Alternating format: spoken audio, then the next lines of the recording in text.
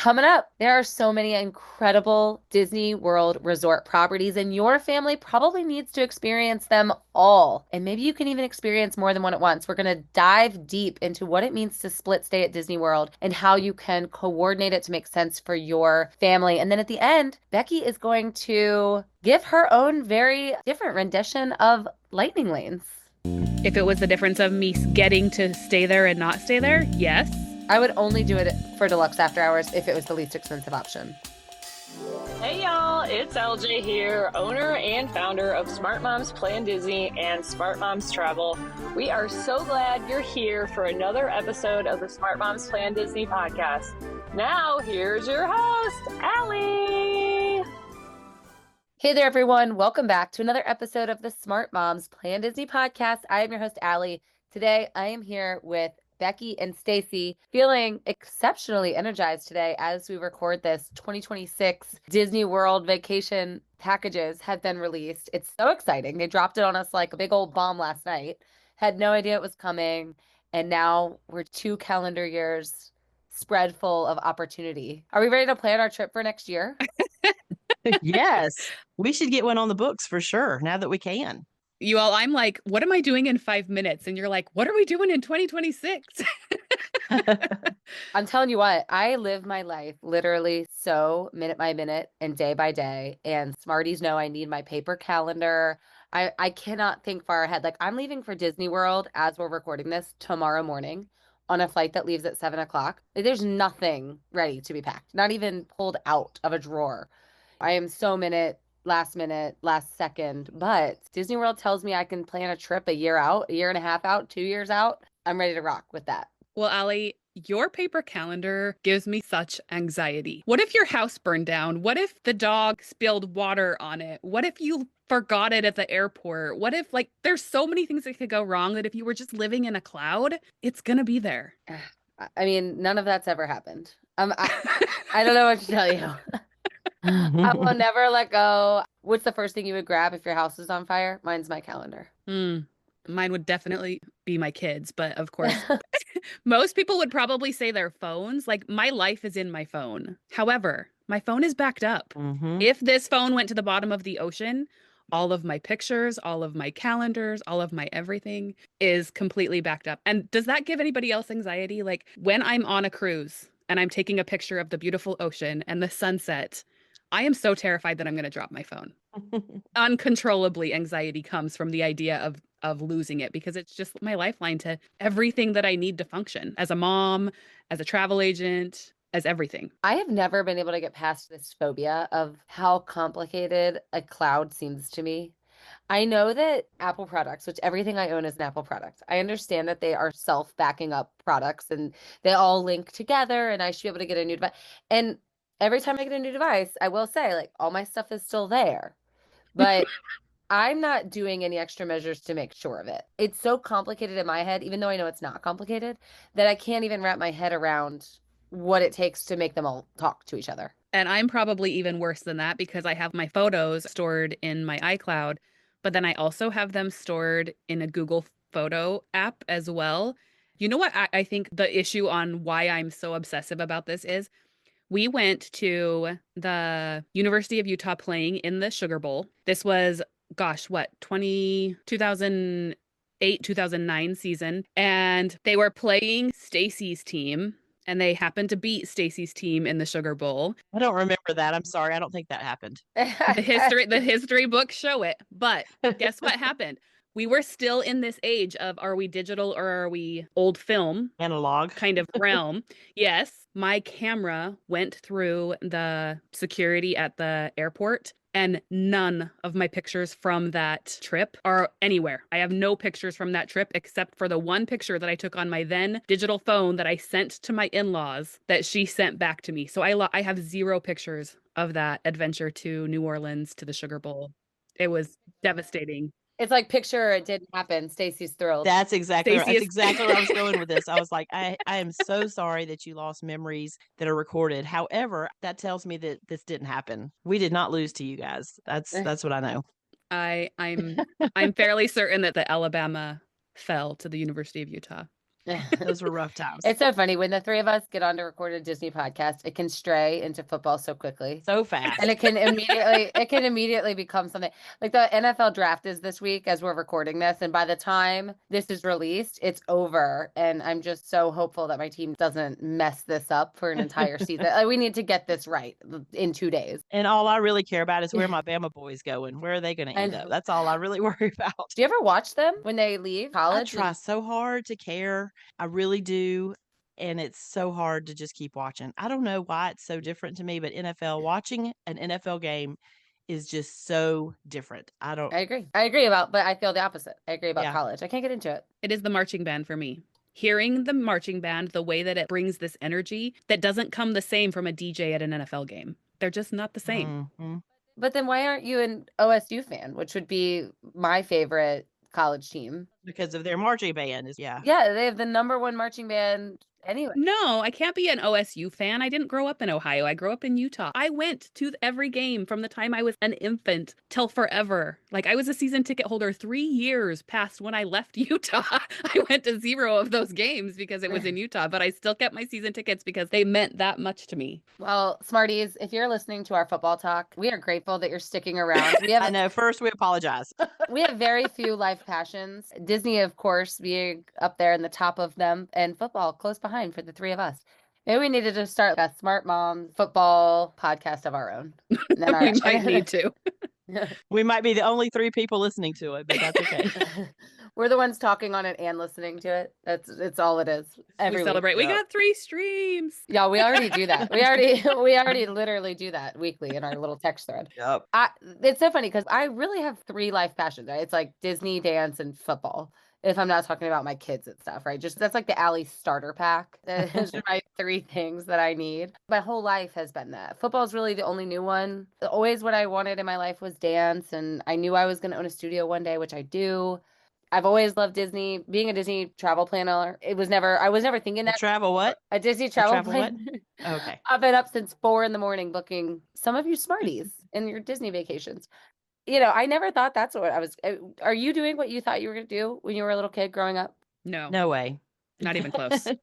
Well, I say that, but I really wanted to work for Disney. And so I kind of feel like I am working for the Disney world, like I'm in this industry and really love dancing. And I thought I would end up as a Disney performer one day. And I still get really misty eyed watching performers coming down through a parade, particularly parades. I don't know why it's more so than even like some of the stage shows, but a Disney parade and watching dancers come down. That is what I saw as a little girl. And I said, I want to be one of those. Stacy, did you see my girl from my studio in the parade? Were you with me for that? No, but I have seen her just because in other roles. Yeah, you've told me who she was and I have found her. We have 2, I can't say their names or what they're doing, but we have 2 more people out of our studio that just got hired with Disney Entertainment that are going to be starting new jobs. And I'm really excited to go see them. I live vicariously through them, like kind of like a stage Of course, mom. yeah. Kind of like a stage mom. But I'm with you, Stacey. Like growing up, that would have been a top thing. And I just never really pursued it personally. And so now to help others pursue it's super fun for me. But I really feel like I'm doing what I always thought I was going to. And I know I have mentioned it before, and I know it's super lame at this stage, probably because it's even a couple years old now. But when I did the TikTok where I danced the Fantasmic finale dance with the streamers and I put it on TikTok and the Disney parks commented on it, I'm telling you, that was top-notch acknowledgement. Somebody from Disney has seen me doing a dance to a Disney routine. And I was like, I've made it. This is it. Aww. I've made it. I love that. You know what? And then Becky, I want to hear what you wanted to be when you grow up, but this is so funny. Any Smarties that follow my personal Instagram, it's dancing through Disney, right? With some underscores in there. My original vision was that I thought I'm going to start this Instagram, and I really just went down the travel agent rabbit hole and really started focusing on booking trips. But initially, and the reason I went with that handle is I was going to do like a Disney dance of the day and pick a different location all around Disney World and post it and say, okay, today's Disney dance of the day is at and then name any spot, and then any followers that happen to be there could tag the account and dance. And I just thought it could massively take off. And if I followed that account, I would want to be like, oh my gosh, I'm where the dance of the day is today. And I would tag it. Yes. Oh, That would be so 100%. super fun. That was my original idea. I think you were ahead of the game. Like that would have been a perfect TikTok at this point. I know that was my idea Not like too 4 late. years 4 years ago. Hey, Smarties, let me know if you would do the dance of the day. If I post it, let me know, because maybe I'll just jump back down my 4-year-old rabbit hole. You pull your kids into it at this point. Yeah. What about I you? love that. You said no, you didn't want to be a teacher? No, I did not want to be a teacher. In fact, my entire family is teachers, and that's kind of why I didn't see myself being a teacher. But I feel like where I grew up, there were like 3 careers that every little girl was going into, which was being a nurse, being a teacher, or being a stay-at-home mom. All 3 amazing careers, all 3 awesome things to grow up to be. But I wanted to be a doctor. And get this, I went to my middle school counselor meeting, when you have like your, what are you going to do when you grow up? What classes are you going to take? I told him I wanted to be a doctor. And he said, I don't think that's a good route for you because most girls want to grow up and be moms. So maybe you should be a nurse instead. And it planted in my head that I couldn't be a doctor. And are you kidding no, me? for reals, this is a real conversation. And at that moment, I was like, oh, well, that's going to be too much schooling. I do want to be a mom. So I changed my goals. Ladies, I have 2 master's degrees. I'm equivalent to having gone to school for like 12 years. I could have had a doctorate at this point. Oh, absolutely. You need to be careful. You need to be careful what you say to your kids because good gracious, that literally changed my trajectory. And then I ended up just going into teaching because when I thought maybe I'd be a nurse, I went and watched blood get drawn and passed out cold and was like, yeah, that's not for me. I hope that human being is no longer advising kids on what to do with their lives. Truth. Wow. So I think that's really interesting. Yeah, somewhere at my parents' house there has to be still like a binder full of the names I was going to call my dance studio when I grew up, and they're all probably ridiculous. I love that. Oh, but you know how everybody has those moments of like, I want to be a dolphin trainer kind of thing? Like I didn't want to be a dolphin trainer. I wanted to be a top fuel drag racer. Like I wanted to drive like in the NHRA, I wanted to drive one of those. When I was growing up, John Force's daughter started to drive race cars. And I was like, oh my gosh, I want to be a girl that does that. Oh my gosh, that would be amazing. I never did anything like that. I don't even think I had one of those pipe dreams, really. No. You didn't want to be a dolphin trainer? No, I feel like everybody wanted to be a dolphin trainer. No, I wanted to own a studio. And I think at one point, I don't know, I think I wanted to be like a therapist at one point. Everybody thought I would be a good lawyer. I think I still have those argumentative qualities. So maybe they were onto something there. Y'all know my sweet baby boy, Jack. He's, the baby of the group. He's very funny all the time, little entertainer. He used to tell us he wanted to be a donut when he grew up. It sounds like something my son would say. How do you be a donut? He's a dreamer. Do not squash those dreams. Okay, I will not yuck his yum. Stacy did not look at him and say, Jack, most little boys when they grow up, they want to be construction workers, not donuts, son. I mean, the kid does want to be an actor now, so yeah, he just started out young with needed to express himself. I think he's going to do it. I love asking my kids. I ask them all the time what they want to be when they grow up, and they stay consistent for a while a lot of the time. But unlike your teacher, Becky, I'm always telling them, you could do that. You'd be great at that. That would be wonderful. Even though inside I'm like, please don't walk dogs for the only job that you have for your life.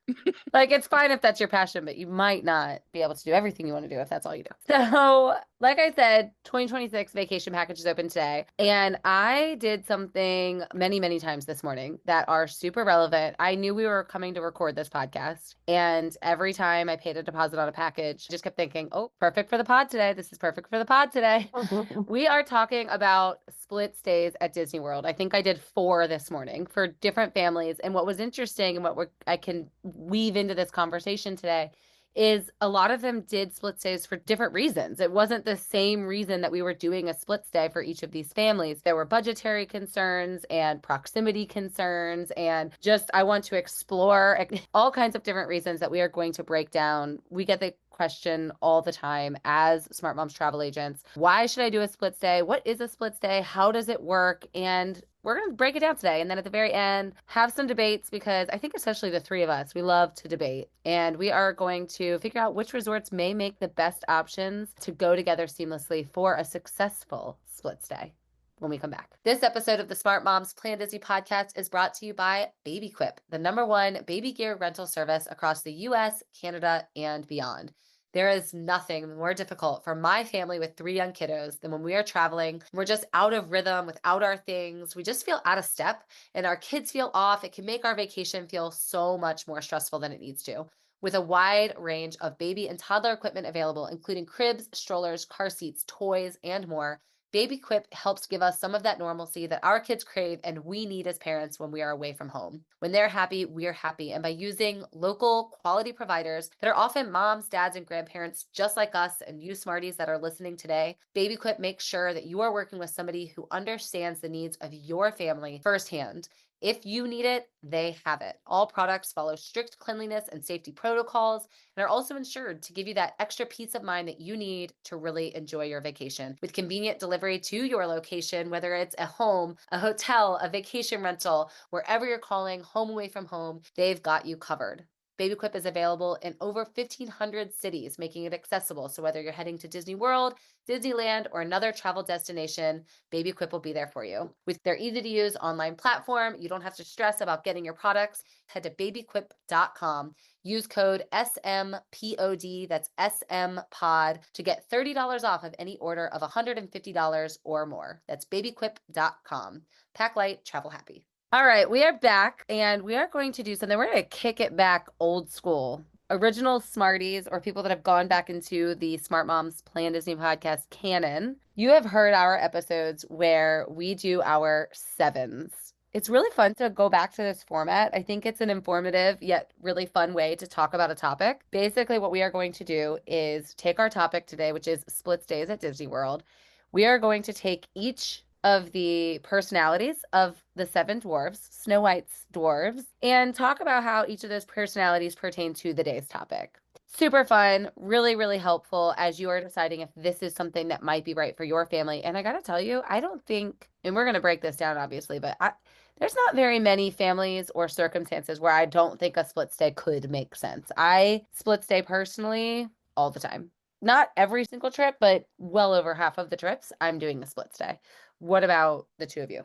Now, Becky, I know you have that infamous different resort every night stay, but what about just a normal vacation?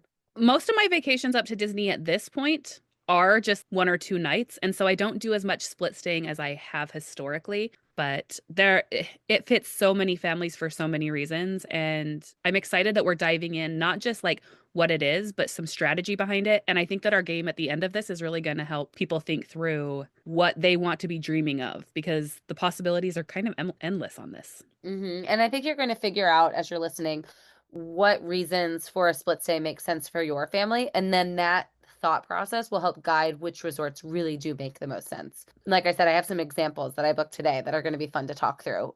Okay, let's start with happy, because who doesn't like to start with being happy, right? And Becky's on the show today, and aren't you our happy dwarf? Like, really? No, I was bashful. Oh, that's funny. It's been way too long. We don't even remember which dwarf we were, but Stacy loved hers, so I'm sure she's hanging on tight. Oh, for I that remember one. mine. Yeah. Yeah, that's what happens when I wasn't there for the meeting. It wasn't even a meeting. I think it was a text thread, wasn't it? Back in the I day, don't know. right when we started this podcast, we gave each other all a dwarf personality. I snagged Dopey, and I got to wear that really cute green dress, though. Let's talk about the things that are happy about a split stay. Number one, and I think the most obvious, the ability to see and experience different resorts. We talk all the time about how every single Disney resort has something special to offer, something unique and different. Maybe it's food, maybe it's theming, maybe it's the pool, maybe it's the convenience.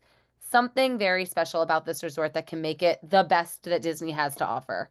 And when you split stay between 2 or even more, you really get to experience multiple environments and can really level up your stay just doing that. One of the reasons for split stay for my family is I'm a completionist. I have to like check every box. I can't leave things undone. So like I'm trying to collect all of the Disney resorts throughout the world. We've hit several of them and still have a couple more to go.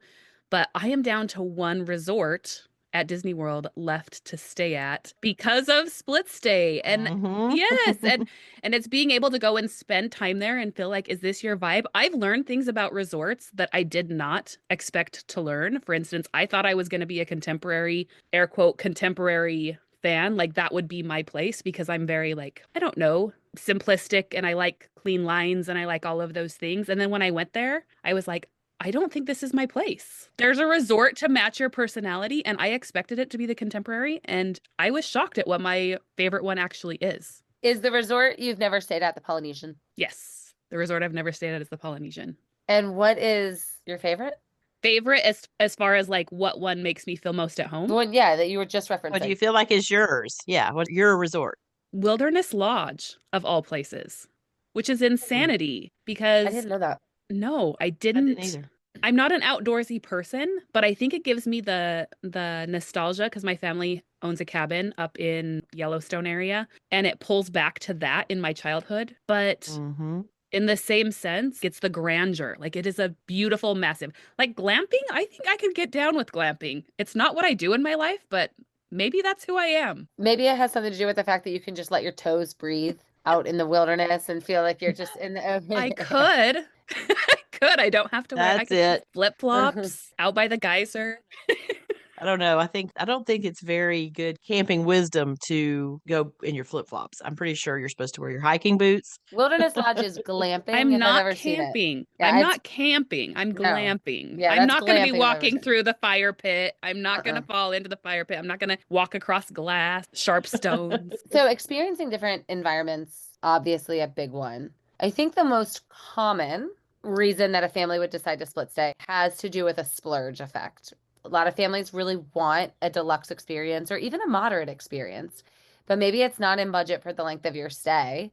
And doing a split stay and pairing it with something inexpensive by Disney standards can allow you to go see, visit, and experience 2 nights, one night, maybe more, whatever it may be. Pairing it with something less expensive for a portion of your trip gives you that ability. And so a lot of people, when going to plan, they look at the price of Wilderness Lodge and they say, oh, I can't afford that. It's way too much. Well, what about 2 nights at Wilderness Lodge paired with something else? Might be able to afford that. Hmm. Right, right. For me, I have not ever done a vacation like that where I have split it up to have two different experiences within the same vacation. My split stays, which I have done a handful of times, have been more for convenience for myself as a driver coming in. So, for example, when I've tried to meet up with you guys and you're flying in, well, for me to drive in, I will get there so much later than you all, and I want to be there. I have the FOMO. I don't wanna miss things in the morning while you're there.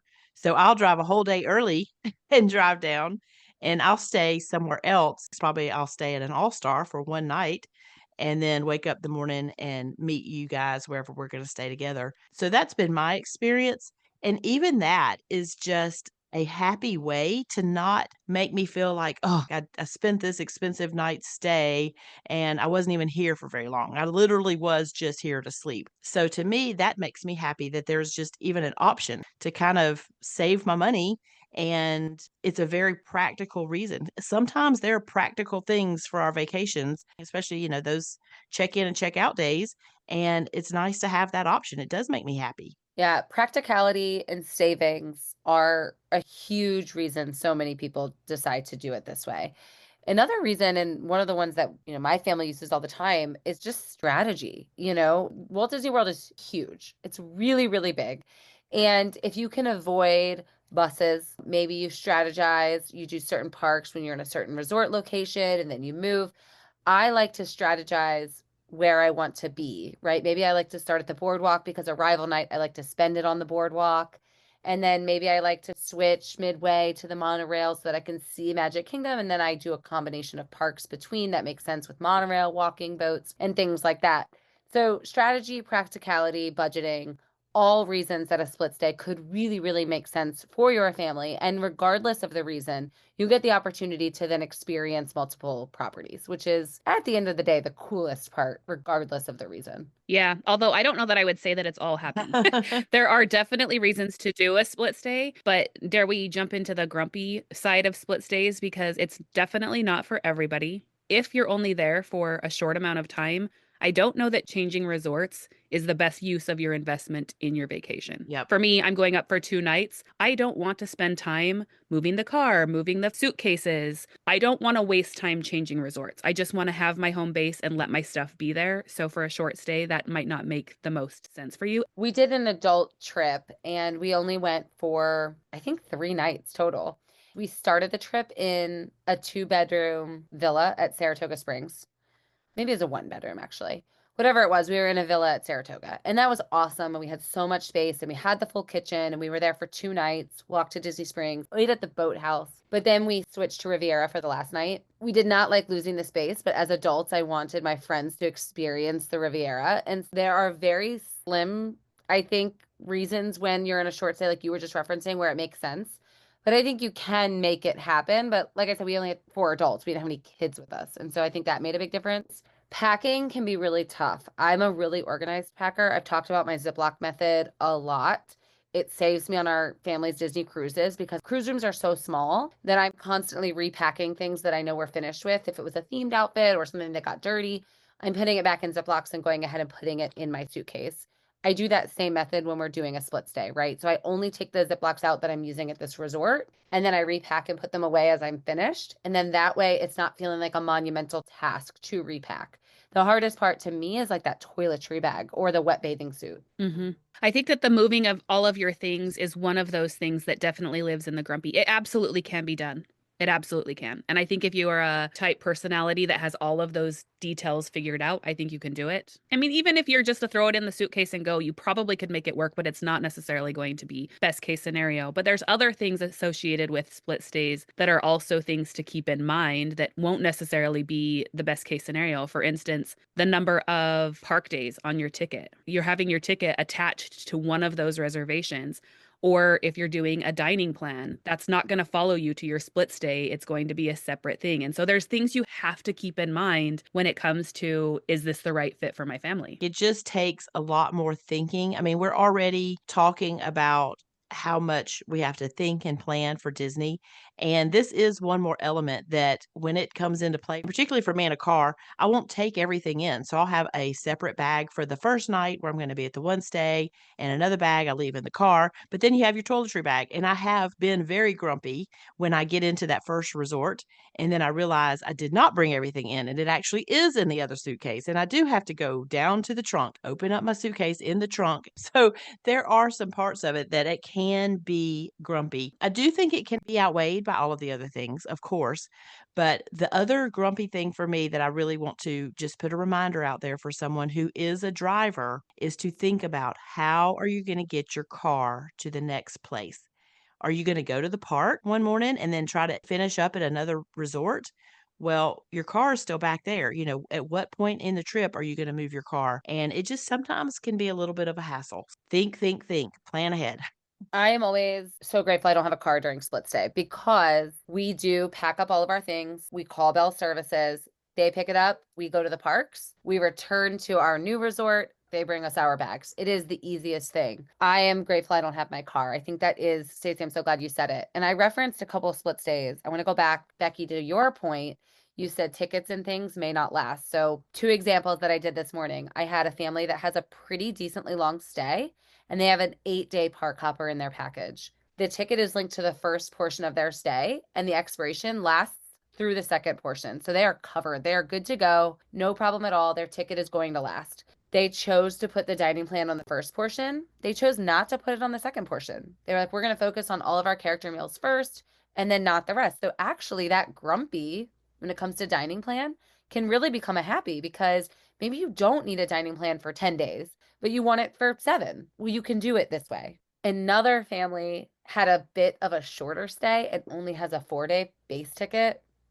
The expiration, it only goes through the end of the first portion of the stay on the ticket. So now we were left to kind of problem solve, go through ideas. How are we going to manage? Because they really wanted to go to the parks during that second stay, but the ticket, the way it is, it just doesn't extend. And so we have to strategize. And that's when you really need a Smart Moms agent because those are the things we know how to break down and make work for you.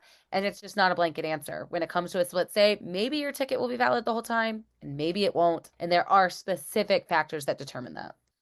So I think you just really have to strategize no matter what. Is it your car? Is it your parks? What is the factor that you're going to have to strategize? And as long as you have an agent in the corner helping you do that for free, you're going to be good to go.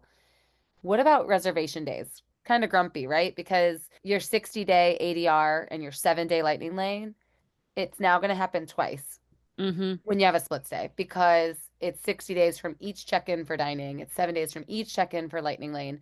So you are kind of shortening your window. If you want Topolinos on the 8th day of your trip, that's usually pretty easy to get. But if you have a split stay, that 8th day can kind of really become your 3rd day based on your 2 reservations, right? And that is a little bit tougher to get. So knowing where those harder reservations are now that you're going to have 2 windows really matters. It really does, especially with the ADRs and those magical extras. Those things go fast, and how far out you can schedule them matter. Mm-hmm. I've never personally had an issue because I do strategize around what we want. It's just, again, I think all of these grumpies, it's so interesting. I feel like I just keep saying the word strategize. Like all of these grumpy things are not necessarily avoidable, but they are livable. They're manageable with the right approach. Roll us into Sleepy, Becky. So, Sleepy Dwarf typically is talking about the resort piece of our conversation. So, thinking about things to keep in mind for your individual family. Specifically, I am a family of 5. My family cannot stay at every resort. I cannot stay at All Stars, for instance, unless I wanted to do 2 rooms. And so, thinking through which resorts could you do split stays that are going to give you the bedding, that are going to sleep your family, and make sure that everybody's going to fit and fit happily. So Allie was talking about going from a 2-bedroom at Saratoga to did you just go to a studio, I'm assuming, at Riviera? And that's going to be 2 very different situations. And maybe your family fits in one of those and not another one. So it's not just I want to stay at All Stars and I want to stay at Grand Floridian, because those are 2 very different sleeping arrangements, as well as locations, as well as all of the things that you need to keep in mind for your resort. We're going to talk about dock strategies and how you should arrange your resort. This is like the one little caveat that makes it difficult because bigger space to smaller space can be really hard. And you mentioning that it matters a great deal, because if you got used to having a suite or a villa of any kind, and now you're still in a deluxe resort or you're moving to a deluxe resort, but you have just a smaller space, 1 room, you might be like, I regret the split stay. Take me back. Take me back.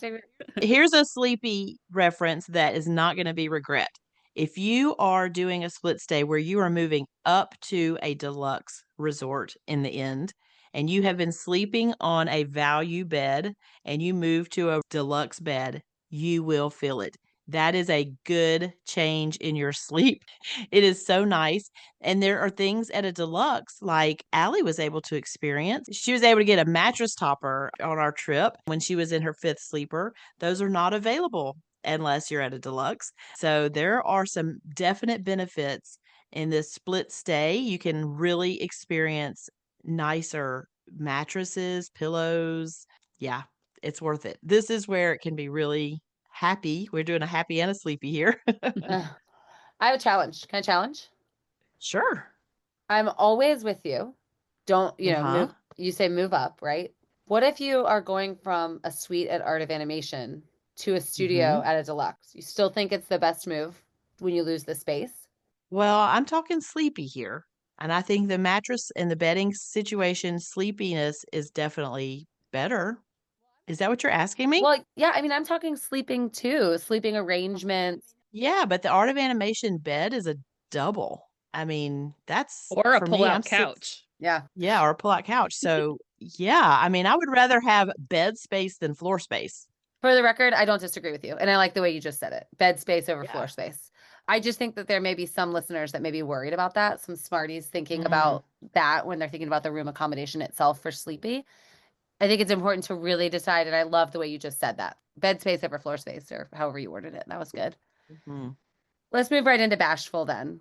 Okay, how do you handle it if you don't have a car, Becky? Because you usually take the train in. I do. We rarely drive. I do. I normally take the train in. And this is what Disney does the best. Like, this is Disney doing Disney, which is amazing.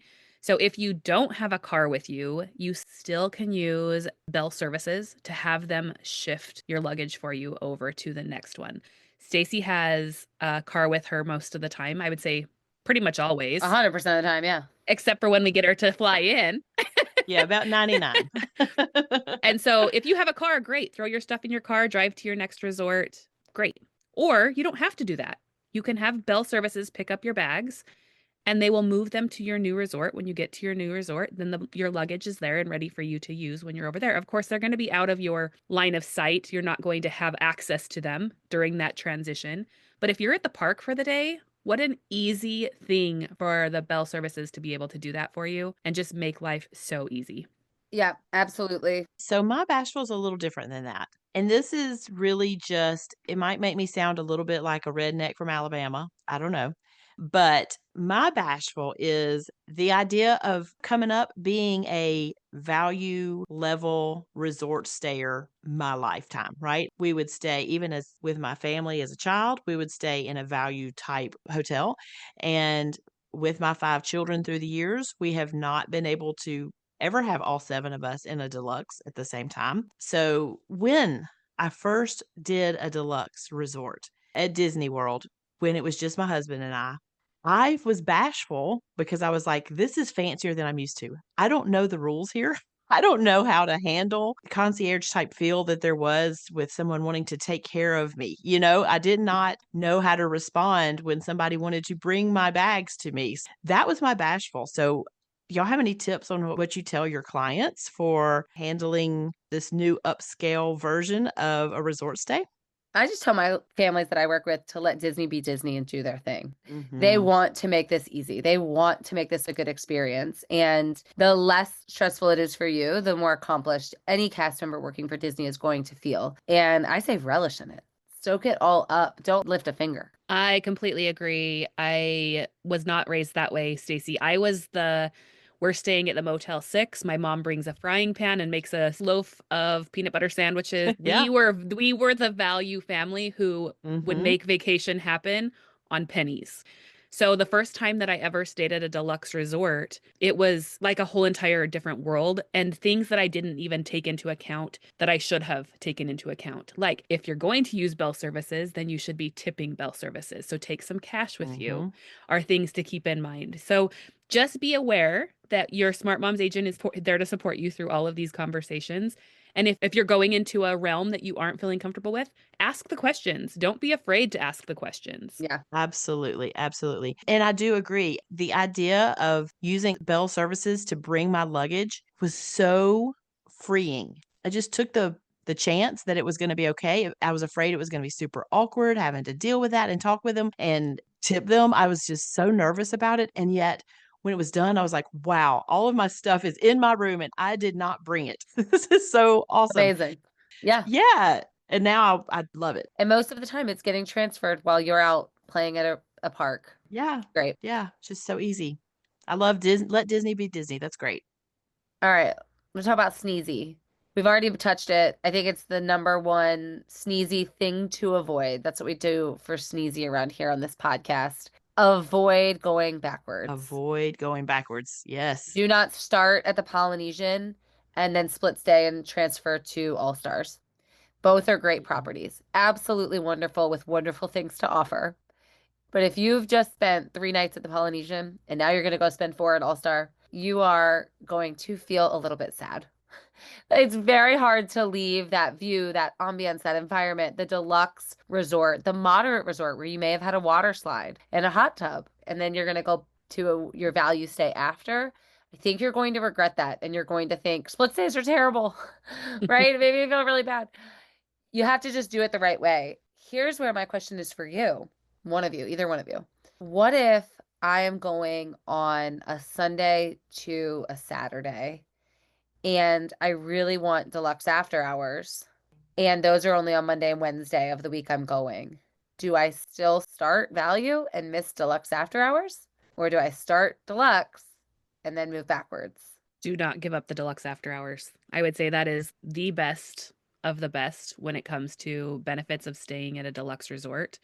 Oh, that's a hard one because you're going to feel a disappointment. And I don't want to say a disappointment because going to value resorts, Disney value resorts are still awesome resorts, Yep. but it is a different experience to stay at All Stars or Pop Century than it is to stay at even a moderate comparative to a deluxe. Like there are 3 different levels for a reason.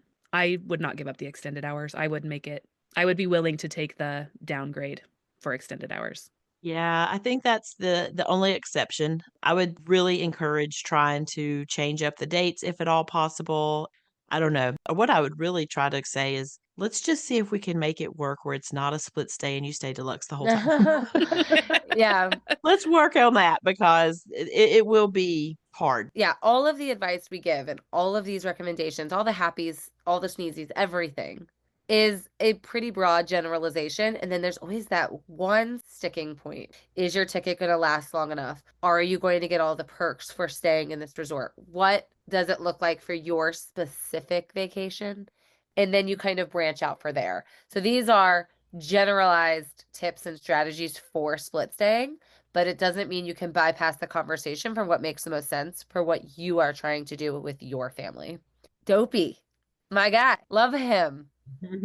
Some dopey elements here, Becky. Talk to me about what's dopey about split staying. As a homegrown Disneyland girl, that was my home park for so long. In my head, Disney is so close. It's so walkable. You can jump back and forth so easily. Disney World is big. It's like as big as San Francisco, big. So with that in mind, being strategic in what resorts you're pairing together. If you're looking for a different experience, give yourself a different experience. Don't give yourself 2 resorts that are directly next to each other. Give yourself an opportunity to think through, what park am I going to go to? Maybe you start at an All-Star because you really want to get the value out of just having a place to lay your head. I hear that time and time again. I just want a place to take a shower and sleep. Maybe you're staying at the All-Star so that you still get your early entry. And that's over in the Animal Kingdom side of Disney World. You don't want to spend as much time on the bus. And then for your Epcot time, you shift over and you're at the boardwalk and you're right there at the back gate to Epcot. Don't make dopey mistakes at just choosing 2 resorts and being willy-nilly on what strategy is going behind when you're going to be using each park with each resort. No, do not split stay Boardwalk and Beach Club. Right. That's going to be kind of a waste of your time and money. Don't split stay Grand Floridian and Poly. First of all, it's expensive. Second of all, you're not going to get really enough out of it. It's not going to be strategized well enough to make this really, really worth it, unless those are just bucket list places you want to be. Yeah. You're even like the Yacht Club and Riviera. 2 Mm. Skyliner resorts are going to give you very similar access to restaurants, to transportation, to parks, all of that. Yeah. Yeah, that's right. Hearing you say willy-nilly made me think about and remember that did y'all know that the 7 dwarfs in the original book, which was that the Brothers Grimm maybe? I think maybe it was. But Disney took it from a book and made it into a movie, and that Walt Disney and his writers came up with the names of the dwarfs that they were not named in the book. So here you say willy-nilly. I mean, like there were all sorts of names we could have ended up with, but those were Disney creations. Did y'all know that? I didn't know that. I had no Yeah. idea. Yeah, Becky, changing too many times. Yes. Every time you tell that story, I'm like, that sounds terrible. Absolutely terrible. Mhm. Yeah, don't do that. I'm glad that I did it because I got to check off a lot of things in a short amount of time, but we did 6 resorts in 6 nights and it was exhausting. We didn't get to enjoy any of those resorts for any amount of time because it felt like we were checking in and checking out. And think about your check-in and check-out times. You have to check out by morning, and sometimes you can't check Mhm. in until afternoon. And so that all of that time is getting wasted when you're changing resorts. Yeah, that's not recommended. I think max 2, and that's if you have a good amount of time. And not strategizing your parks to coordinate with where you're staying. It's like if you're split staying Port Orleans Riverside with Yacht Club, and then you do Epcot and Hollywood Studios while you're staying at Port Orleans Riverside. Whoops. Mm. Yeah. Big fail, you know? And if you're new to Yeah. Disney and you don't understand why what I just said is a bad strategy, you desperately need to get a hold of your Smart Moms travel agent immediately because you're going to make these silly mistakes and we don't want that for you. Split stay can be so amazing, but not if you do it the way I just kind of joked about.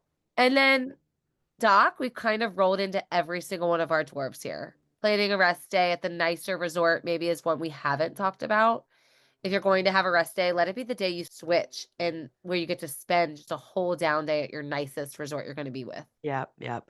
We didn't talk about Memory Maker either. I know we talked about trying to attach tickets to which one and attaching Disney dining and your dining plan, that would be a strategy too. But if you do Memory Maker, you'll attach it to your first one, and it actually will extend through to your end of your second one. It lasts longer than ticket expiration. So I would say that in the majority of cases, you will have your Memory Maker lasting through both of your visits. Yeah, Memory Maker as well as trip protection. If you're a travel protection person, you really like to have that security, buy that one time as well. And you really want to know what you're doing when you book a split stay, because when you attach your tickets and your Memory Maker and all of your add-ons, your dining plan to the first portion of your stay, that's a package. And then the second portion, if it's just going to be a room and you go to book it as a room only, that deposit is going to be much higher than if you do it as a package. And there are ways to make even just a room on its own a package. You just kind of have to know what you're doing when it comes to Disney, so you can also keep your upfront commitment lower and more manageable. I don't know that this is something that is, maybe people don't even care about this, but something that came up when Stacy was saying Memory Maker is other things that you buy, like a magic band. If you invest in a magic band, that magic band is yours. It's attached to your account, so it's going to follow you for the length of your stay as well. It will be able to open your door at your first resort. It will also be able to open your door at your second resort, as well as all of the benefits that come along with using a magic band when you're staying on property. Great point. If you have linked both, that is something you will need to be linking both packages to your My Disney experience, not just the first one. It will not be automatic to go to the second one as well. So make sure you link both confirmation numbers into your My Disney experience, and then it will do what Becky was saying. And if you don't know how to do that, we've got a great My Disney Experience episode you can go check out. Talk all about how you make sure that your reservations are talking to your app. Because it's just like Apple, how I said it's all so easy and it talks to each other. Disney's the same way. Everything talks to each other. They all work together as long as you know how to link them and coordinate them so that they know how. I think that's great. I feel really excited about that. Again, I think split staying is the right call for a lot of families for a lot of reasons. There's no blanket answer as to why it makes sense or how to make it work the very best you can. And there are always going to be little things that you want to take into consideration when you're planning how you're going to do it. But ultimately, you're going to get quite a Disney World experience. You're going to level up your vacation in really specific ways if you tackle a split stay. All right, we're going to take another quick break. Listen to some other Smart Moms travel agents out there, social media, filling your feed with Disney fun, Disney content that you know you need in your life as you're scrolling. Stop what you're doing, join their Facebook groups, hit follow on those Instagrams, and we'll see you on the other side, a friend like me. If you are looking for the ultimate type A Disney Instagram for the organized mom that you are, you want to join our friend Sarah Camden at the Organized Disney Mom. She knows how important organization can be to that type A mama. She regularly shares the best tips for maximizing all of your strategy for Lightning Lane, and she offers up a complete crash course on the things that stress those type A mamas out when they're planning their trip. So if organization makes you tick the way it makes Sarah tick, follow her at the Organized Disney Mom on Instagram. We talk all the time here on the show about how planning Disney can feel super overwhelming. If that's the case for you, you want to join our friends at Planning Disney for Beginners. They tell you tips on things that they wish they knew before they took their first Disney trip, and you can feel comfortable asking the questions that you may still feel unsure about. They have park-specific chats, and specific to the different months of year that you may be traveling, you can request a packing list when you join their group so that you don't forget anything when you go on your trip. That's Planning Disney for Beginners on Facebook. All right, we're back. We're going to play a little game, have a little debate. Don't you think that sounds like a fun idea, Becky? It sounds like an amazing idea, and I'm not a singer, but it's going to be like, do you want to build a snowman? But do you want to build a split stay? Yeah, there you go. Becky wrote that on my show notes like I was going to sing it, and I told her She is going to sing it. Do it, do it. I said if that's in the voice of Pooh. Do it in the voice of Pooh, Ellie. Do we want to build a split stay? Did I get it? Yes. That was a much better Pooh than I've heard from you, however. I don't know that I've ever heard Pooh sing. Do you want to build a split stay? Is that better? You're getting closer. All right. That was closer. I'm going to keep perfecting it. It's fine. I feel like it's a little high. I feel like you need to bring it down octave. Oh, do you want to build a split stay? Better. We'll let All that right. one. Okay. This is a listen and don't judge. Like, you don't judge my singing. We're just here for fun. Yeah. I'm going to keep working on Pooh, though, because typically I can do some pretty good impressions. I can't get Pooh right, though. I've really messed him up over and over. All right. We are going to play a game. We're going to propose a resort to one another. And then the other ones of us that didn't propose the resort are going to determine what would be the best split stay pattern with the resort that was recommended. Does that make sense? Got it. All right. So I go first. And I am going to say, I'm going to give you an underrated and overlooked resort. You can pick where you're staying, but I'm going to give you all Coronado Springs. Oh, do I get to go first? Yeah. Okay. We're staying in Gran Destino Tower. The end. No more conversation. No split stay. No anything.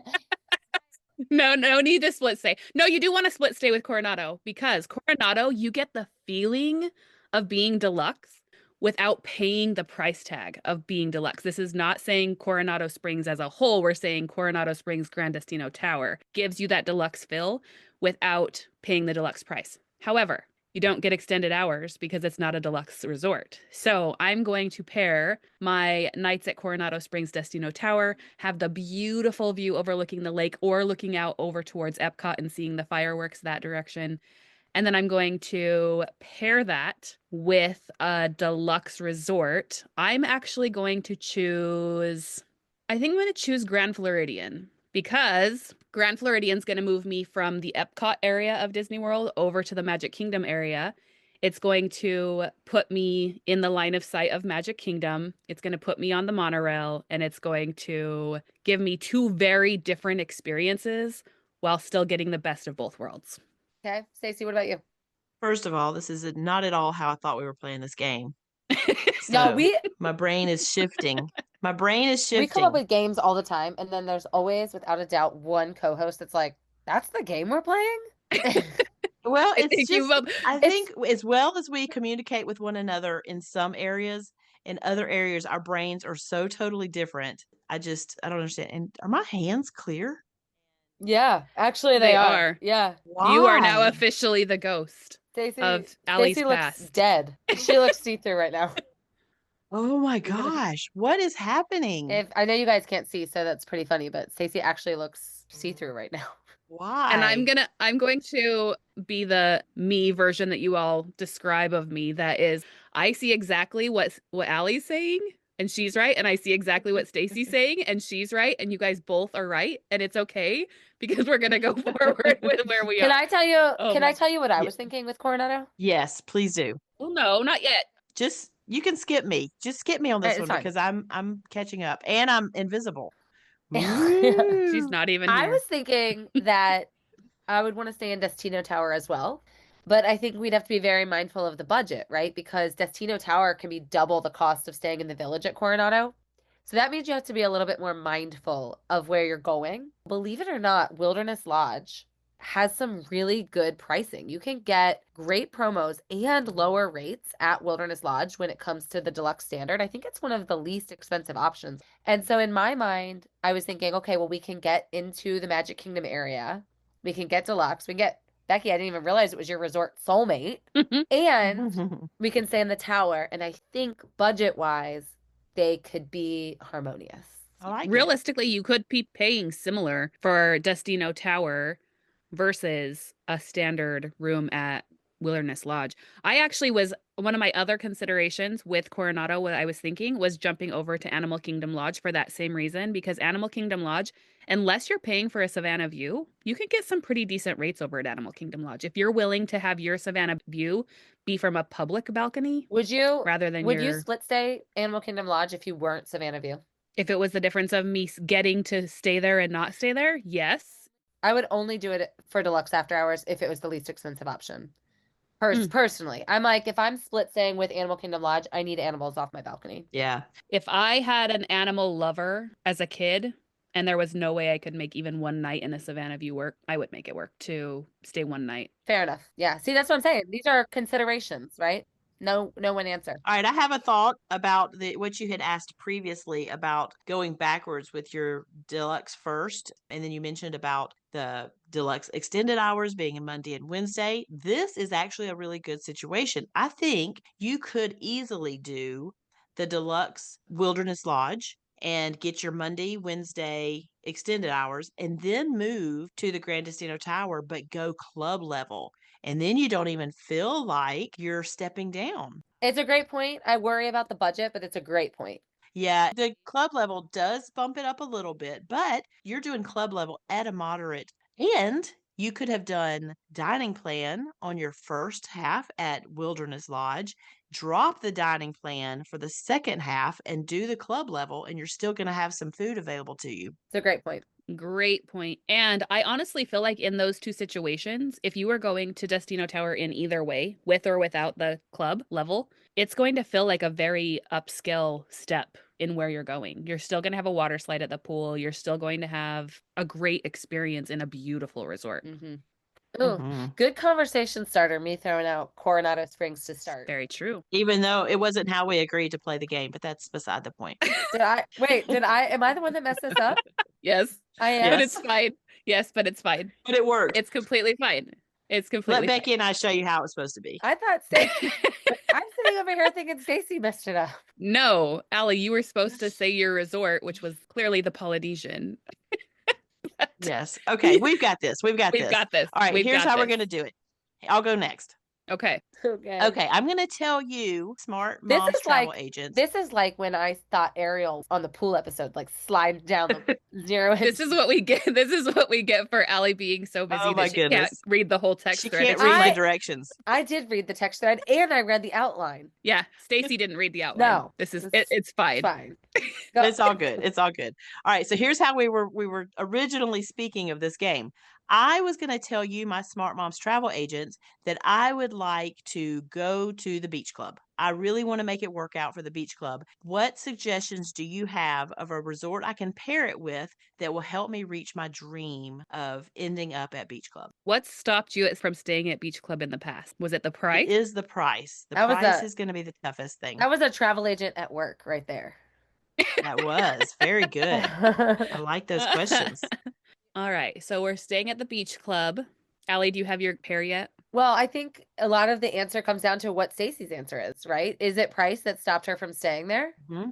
Yes. I have not been able to afford. Yeah. Mm-hmm. Yeah. So if that's the case, then we need something that's going to offset that price. And the best option on Disney property to offset an expensive price, beach club being among the highest, is going to be an all-star resort. And my go-to for any all-star is always, always going to be movies. I would start at All-Star Movies because you're going to walk straight into Disney immersion. Of course, if you are a family that's bigger than 4, you're probably going to have to go to All-Star Music Suite. If you're like a family of 6.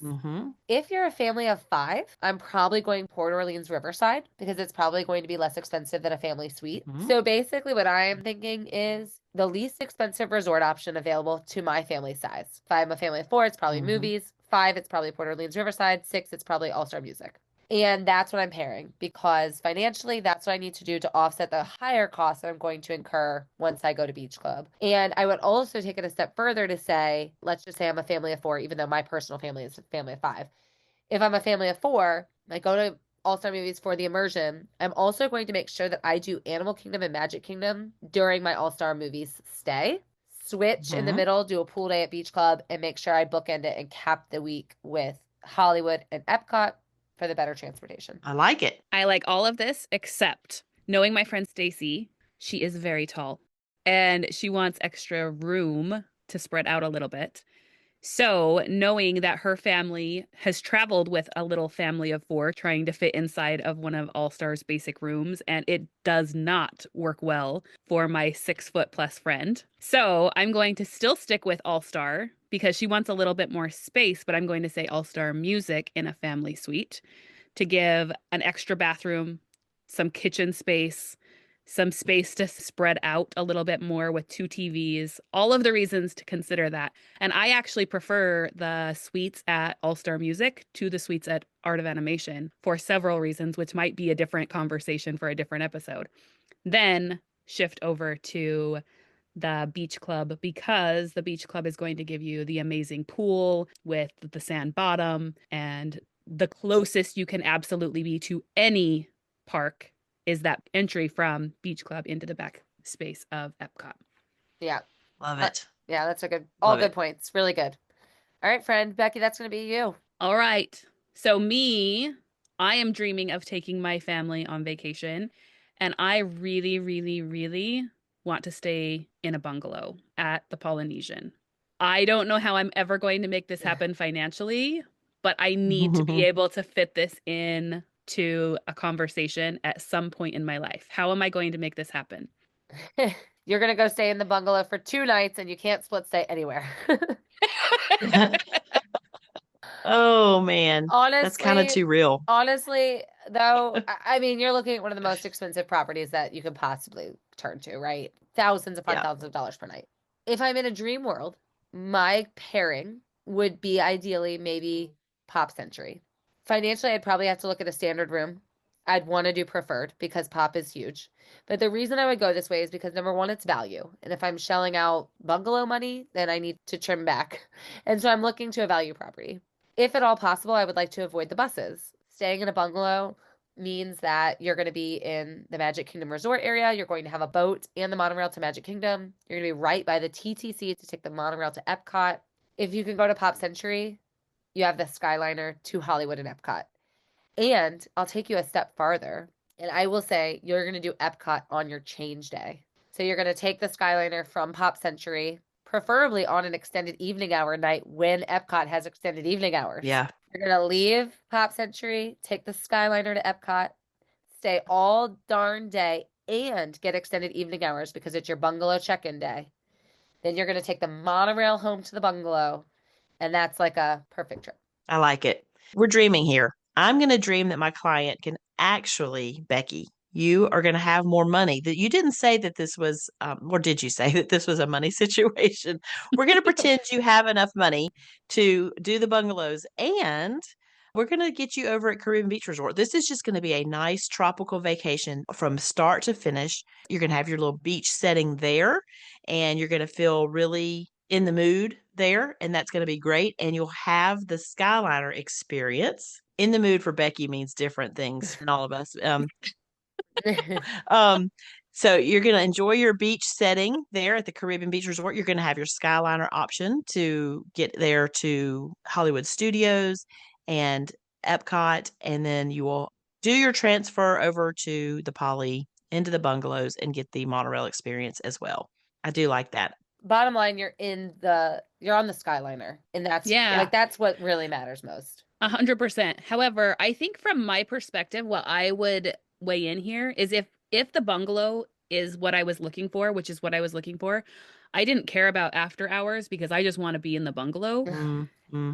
That for me is like, get yourself a rest day at the Poly. Give yourself that time to watch the fireworks across the water from your balcony. And even if you don't get bungalow, even if you're just in a standard room or a theme park view room at the Poly, watching the fireworks from your balcony and being able to have the music there while you're watching it and you're not shoulder to shoulder with everybody, whatever it takes to get that experience one time in your life, even if it's just for one night. Oh, one day it's going to happen for me, y'all. It's going to happen one day. I talked about how I had that family this morning when I was working, and their split stay tickets don't stretch. Well, the second resort they're staying at is the Polynesian. And I said to them, why don't you just not do parks while you're there? We're all stressed out. Exactly. You're all stressed out right now because your park ticket is ending when you leave this first resort that you're staying at. What if you just go hang at the Poly for 3 days? Absolutely. That's exactly where I was going too. Like, just let your first resort be when you're doing all of your park visits, and then just enjoy the relaxation of the Polynesian. I totally, especially if it's the bungalow. Yeah. Enjoy that time there. Yeah, I agree. Stay at All Star Music and get your parks in and get that portion done, and then switch over and have your experience. So music for the crowded part of your trip, and Poly for the relaxing part of your trip. And for any Smart Moms travel agents listening today, the hidden Mickey will be music. I think that's great. I think that offers up a lot of perspective for everybody that's just even remotely considering this. There's not a blanket answer, and there are so many different ways to strategize to make it make the most sense for your family. All right, Becky, you want to lead us in a lightning lane? I feel like you love lightning lane. Love to. I do love lightning lane. Can you think fast? Yeah, actually, I think I'm the only one that's ever led lightning lane. So I don't think I've ever I don't think I've ever been You put don't on the ever get spot. the chance. Let's see. Let's see if Stacy's gonna have to turn on the ticker for Allie. I know. I'm gonna have a On- meltdown. My brain's gonna go into meltdown. It's gonna be fine. No, All the right. tricky part is you going to just answer or are you going to answer and then tell a lot about it? No, that's you. And Oh, let the record show. Okay. Lightning lane. Lightning lane me. Let's go. All right, Lightning Lane. We're gonna do Lightning Lane Resorts Edition, meaning just really rapid fire questions about what resort would you choose in this given situation. So we're gonna go Allie, Stacy, because that's your order. You're on my screen. And we'll start with, here's the question. If you are on a tight budget, but you want to stay on property, maybe you're a family that normally stays off property. You want to experience this Disney magic inside the bubble. Which resort are you staying at, Allie? I think I have to think in terms of my family, so I'm going to say Caribbean Beach Resort. I have 5 people. Okay, Stacy. Hop Century is a great introductory resort. Neither of you just said your answer. You both added words to it. No, I said Caribbean Beach because I'm a family of 5. I didn't tell a story. I'm so sure. The answer here would have been, which resort are you choosing? Caribbean Beach. We have never, ever, Pop ever, Century. ever, ever done that. Ever. Nobody, ever. I feel like I think I have to at least say I'm a family of 5. That's and what I'm this is why. saying. You make the rules and then you break them. God, you guys. Next so- one. You guys are so hard on me. We love you, Allie. You know we love you. Okay, next one. If you are wanting to plan a trip focused on Epcot, maybe you're going for festival, which resort are you staying at? Allie. Beach Club. Beach Club. Okay. That access. Amazing. Yeah. Right? Yeah. Closest you can possibly be. The right answer. Mhm. Yeah. All right, next one. If you are on a dream trip of a lifetime, money's not an object, where are you staying? Allie. The Kamehameha Suite. No, it doesn't have theme park view. A bungalow at the Poly. Okay, Stacy. It would be something at the Poly. I'm not sure if the bungalow would be it though. I think I would be very happy going theme park view at the Polynesian. You have to at least add in like this is endless money. You're at least getting like club level or something, right? Oh, for sure. Let's add club level for sure. Glad I could convince you of And, that. and it would be for a really long time. The dream part for me would be how many days I'm there, Mm-hmm. where I can really go to the park and relax. I want to do all of the What's things. too long for you? What's too long for you on that? How Too long would long? be too long? Oh, I don't know. I don't know if there is a too long. I feel like I can. Oh, there's a too long. And let the record show that you're the one that's making this lightning lane long. I got to ask more questions. I got to ask a follow-up question. Follow up. Becky's got follow-up questions, and I'm the problem. Okay, ready. The next one. If you are on a moderate budget and want water slides, what resort are you staying at? Caribbean Beach. Yeah, that's a great water slide. Caribbean Beach. I agree. It's amazing. And if you haven't listened to that episode, go listen to that episode because we did a deep dive into that episode or into that resort. Mm-hmm. Last question. If you are planning a family reunion with 5 different families and you're all wanting to stay in one resort, which resort are you choosing? Well, I did this, and we chose the Poly, so I'm going to stick with that. We just did, it wasn't quite 5 families, but I think having large groups at Art of Animation is a great way to make it work. I could see that as well. I could see family suites. Yeah. I could see that for both of those reasons. Art of Animation because they have suites and standard rooms. So you could be at the Mhm. same resort with different budgets. Poly's going to be amazing for every reason. Yeah, we love And we it. just did an episode on that too. Yeah, look at that. Well, I think my lightning lane might be a little faster than yours, if I'm being really, really just. That's because I'm on the other side answering quickly. I literally answered and then just sat here while y'all had a conversation.